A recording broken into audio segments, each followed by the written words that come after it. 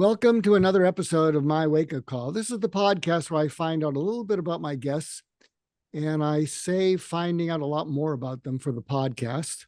If any of you are musically oriented, if any of you are into guitars, you may have heard of a little not too well-known brand called Fender guitars, but that doesn't define our guests. Welcome. Hey, Dr. Goulson, such an honor to be here.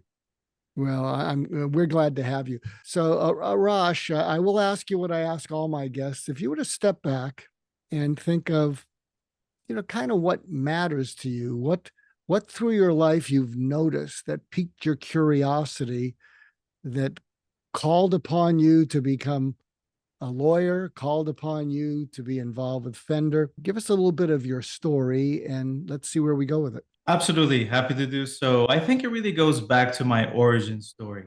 I was actually born in Houston, Texas. Both of my parents were students at the University of Houston, were from Iran. So they were actually Iranian students, which was quite common at that time. Iran would send individuals over to the United States and Europe to get educated at the fine institutions within these countries and then go back to Iran.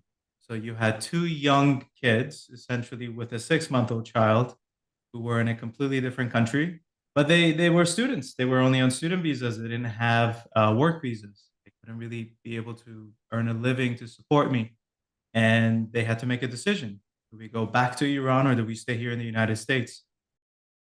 My grandparents, who happened to be in the United States at the time, made a suggestion to my parents and said, well, Aarash is a US citizen born in the United States. He has a US passport. He can go back to Iran and come back as he pleases. Let us take him to Iran for 6 months while you folks stay here, get your visa status in order, get a job, establish a home, and then summon him back and we'll bring him back from Iran. My parents at the time really didn't have much of a choice, and so they agreed. Several months later, the revolution breaks out in Iran. I actually didn't end up seeing my parents again until I was 7 years old. I was stuck in Iran during the war. I remember one specific story where it was approximately 2 o'clock, 3 o'clock in the morning, and we woke up to what sounded like the sound of 1,000 fireworks going off at the same time. We rush outside, and 3 houses down, the home was completely obliterated by Scud missiles that were being launched from Iraq's side of the war. As a 6-year-old, that really does shape you. When you ask Dr. Goulson, what is sort of those key moments in my life that have impacted me? It's really those 7 years, because I was not only separated from my parents, but I was in a war-torn country.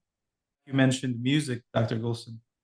When I was in Iran, it was fascinating in the sense of, as a child, I would see that the movies came from the United States. Music came from the United States.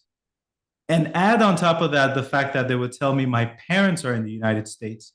The United States became this unbelievable Elysium fields that I just had to find my way to. And the love for American culture, particularly American music, was just profoundly implanted in me as a child.